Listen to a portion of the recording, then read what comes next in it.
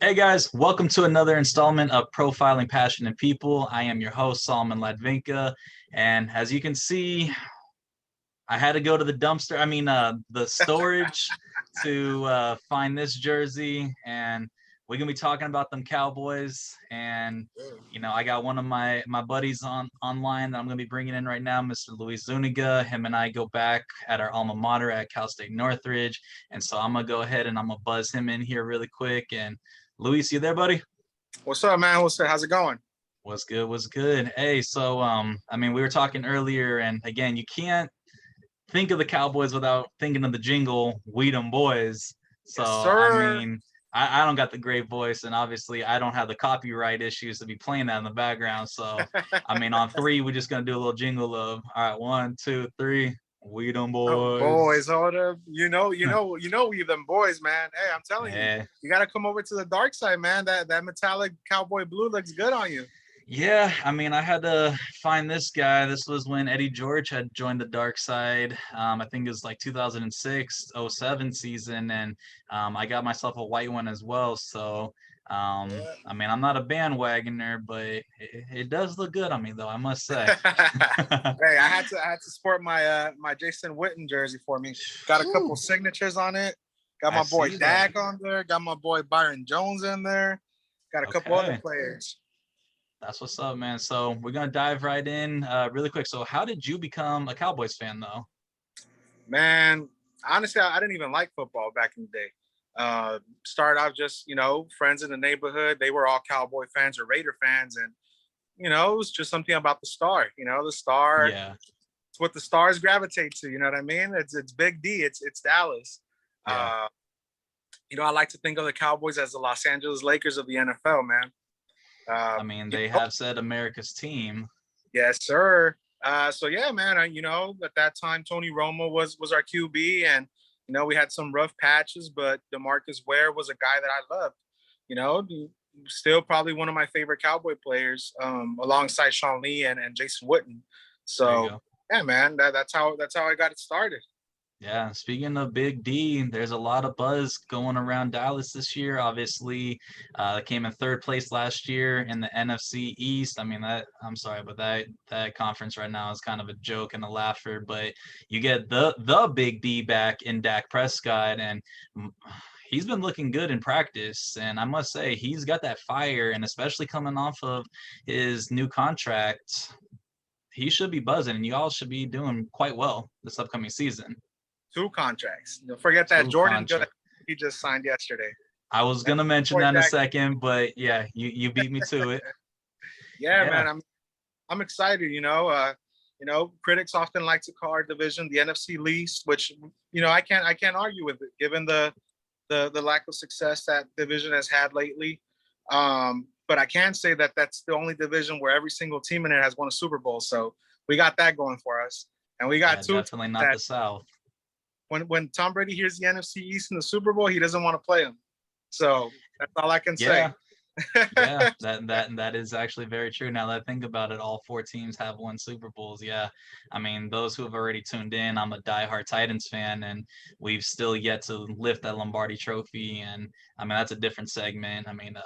Julio Jones now with us, so hopefully that'll shake some things up.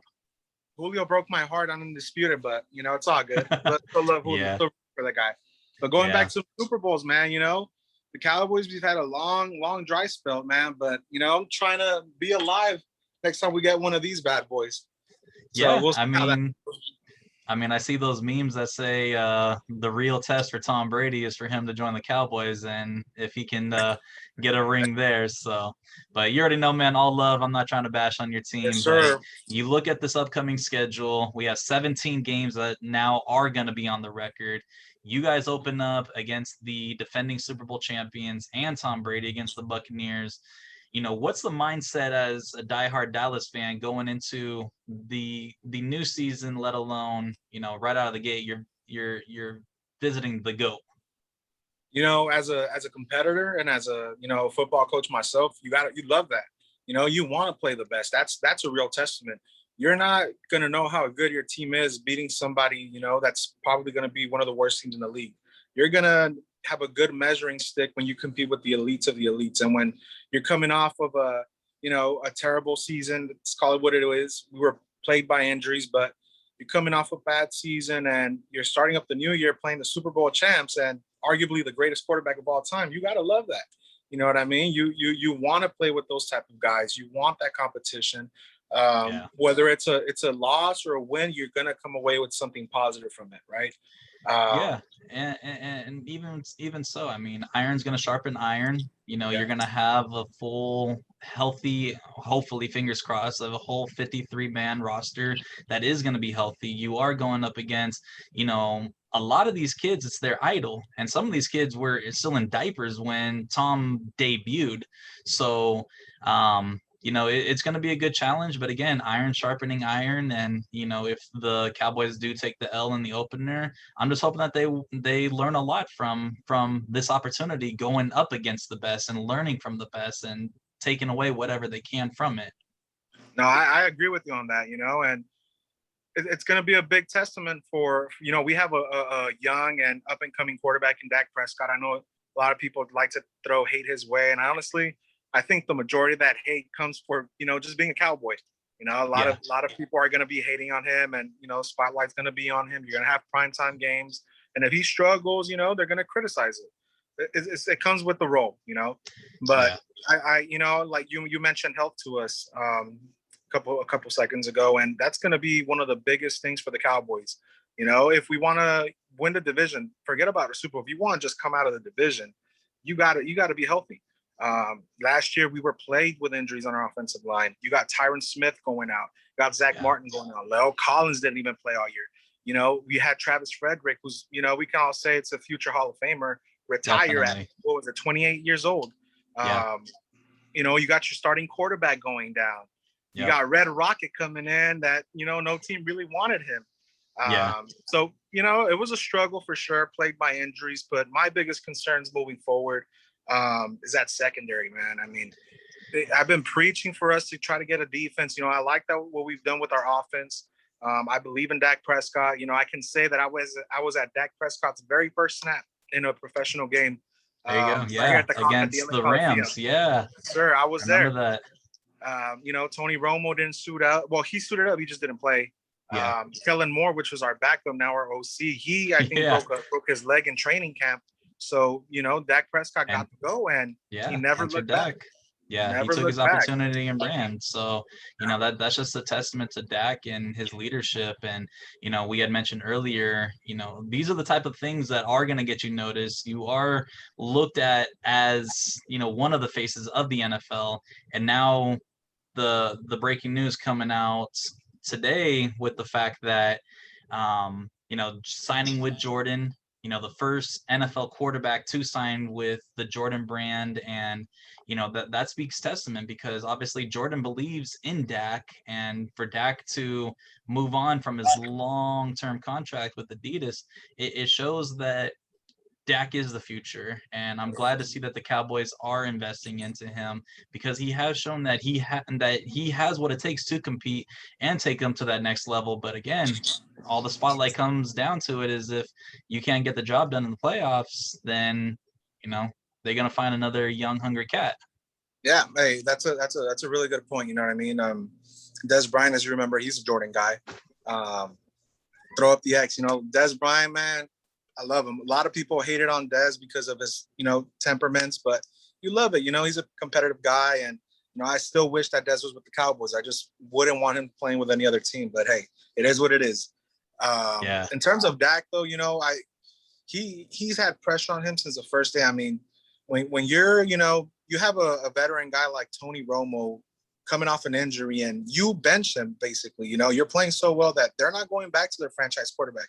And remember, at one point, I want to say it was 2013, Jerry Jones gave Tony Romo that big contract where he was the highest paid QB in the league. So yeah, I remember that's saying something. If you're a rookie fourth round pick, and you're coming off the bench, and you'd never relinquish that starting spot, that's huge. But yeah, I agree with the playoff success. He started off slow that first year, his rookie year against Green Bay, and he almost brought us all the way back. And there was that fluke field goal, crazy catch. I mean, God, I just hate seeing Green Bay in the playoffs because it's always something with that team. Yeah, But I mean that the catching rule and what is a catch and what isn't. I mean, obviously it knocked you guys out of the playoffs, obviously, and Cowboy fans are just like, dang, what could have or what would have happened. So, you touched briefly on your guys' secondary. I love what you guys did as far as picking on Micah Parsons out of Penn State for a new linebacker. Going alongside a nice and healthy Leighton Vander Esch. And I mean, this dude, Lone Wolf. The Lone Wolf, he's got so much potential to be Ray Lewis-esque of how much talent that kid possesses. And so, seeing your guys' secondary, I know you guys' front four, I know that the linebacking core is going to be solid again. It's going to come down to the secondary. And I know that you guys have done a little bit of improvements, and it's to be determined, and we'll see. That's real quick, going back to Green Bay, I got 2 videos that you can plug in here, just to show you how much of a heartbreaker Aaron Rodgers is, man. I'll send those to you afterwards. For sure. But yeah, our secondary, we're young. I'm excited to see Diggs' improvement this year. Michael Parsons was one of the guys that I wanted us to draft, right? But I'd be lying if I didn't tell you, that I wanted a cornerback. But Denver, had to, pull that rug right under us. We're not going to talk about him. But Surtain the second. Hey, roll tide. That's all I got to say. Roll tide. That boy good. Oh yeah, for sure, man. That boy good. Yeah, but going back to, I like the linebacking core. Jalen Smith's going to have to show me something because, he led our team in tackles, right? But we just know that there was a lot of instances where, he was on the field and just looked lost. I believe in the guy. I love his game. I love his story, coming off with a serious knee injury, I love that. Notre Dame. Yeah, I remember that. Yeah. And the Cowboys took that risk. That could have been a career-ending knee injury, and he persevered, and the Cowboys took that risk, and it's been paying off for them. So, I mean, you look at that linebacking core: Micah Parsons, Leighton Vander Esch, Jalen. You just mentioned his name, and now I'm drawing a blank. That's Smith. Thank you. I mean, a last name like that, you should remember. But anyways, I mean, you have those 3 solid core, and let's say that the running back or the receivers do get to that second level, you better make sure that chin strap is nice and tight. Oh yeah, man. I mean, coming down the middle of that field, you got to make sure you don't get popped by one of those 3 guys. Definitely. I would have loved to see Jerry Jones make some moves to try to really improve our secondary and free agents, even if it's with veteran guys. A guy like Richard Sherman, I think he's still a pending free agent right now. Why not? Try and go grab him. That if you want a professional, right? You want somebody to really, really be a mentor to some of your young players like Diggs, right? Go get somebody who's been there. Go get somebody who's been an All-Pro. Go get somebody who's probably going to be in the Hall of Fame, in the near future. You got a guy like Earl Thomas. I mean, the last time he played a full season, he was a Pro Bowl player. ET3, you know what I mean? That's my guy. I love ET3. Yeah, and if I'm not mistaken, wasn't Dan Quinn with Seattle when those guys were all tangled up there? Legion of Boom. They all have those ties. And I mean, it sucks to say like this, but it takes one of your starters to go down before, digging in the candy bag of free agency. And I mean, again, we're talking solely about the Cowboys. And, for me personally, as a Titans fan, seeing what John Robinson just did with pulling in Julio Jones and dropping a couple draft picks, a name that's still very unhappy in his situation. And again, we're talking about the Cowboys, but I would love for him to go to the Titans as well. Stephon Gilmore up in New England. Hey, that's another guy, right? Contractually, I don't know how we would work out, the finances for it. Yeah. But yeah, I mean, Dallas has to make a move to seriously improve their secondary. We hear it all the time. Defense wins championships. If Jerry Jones really wants to invest in a Super Bowl team, they have to address the issues in the secondary, because let's say what it is. It's a passing league now. right? Yeah. There's not too many teams that are, running the ball down your throat with the exception of, a couple. And even then, they're not getting the same amount of touches as they would maybe 10, 15 years ago. You got a guy like Patrick Mahomes. You got a great Hall of Famer coming in and Aaron Rodgers. You still got Tom Brady and his weapons out in Tampa. So you have to address the situation. If you want to come out of the NFC East, right? Philadelphia, I love what they just did in the draft, picking up my boy out of Bama. That guy, he's gonna give us problems, Slim Reaper. Hey man, that kid can play. Yeah. But we have to address that secondary. We want to make any serious moves and get deep into the postseason, because if not, they're just gonna be throwing the ball on us. Let's say what it is, and that's gonna gas your team eventually. If I'm not mistaken, I did look at the schedule earlier. You guys are playing Patrick Mahomes and the Chiefs. So yeah, we're playing the AFC West. Yeah, I'm gonna see if I go watch the Raiders play up in Dallas for, I believe it's Thanksgiving. All right. Well, all right, we're gonna close on this note. So I see that you got the Witten. You mentioned a couple of jerseys that you also have, and I mean, honestly, if I see how this boy is still gonna progress in the NFL, I might just cop myself a CeeDee Lamb jersey. I followed him out of OU, and now he's rocking the Dez Bryant or the Michael Irvin 88, and man, CeeDee Lamb, that's a boy right there. Hey, CeeDee Lamb is somebody that I have high remarks for. Continuing with that 88 tradition. You mentioned a couple of jerseys I got. I got Dez Bryant, one of my favorite players of all time. I got obviously Jason Witten. Terrell Owens, can't forget that he was a Cowboy. Yep. Planning to get Michael Irvin, trying to get Michael Irvin.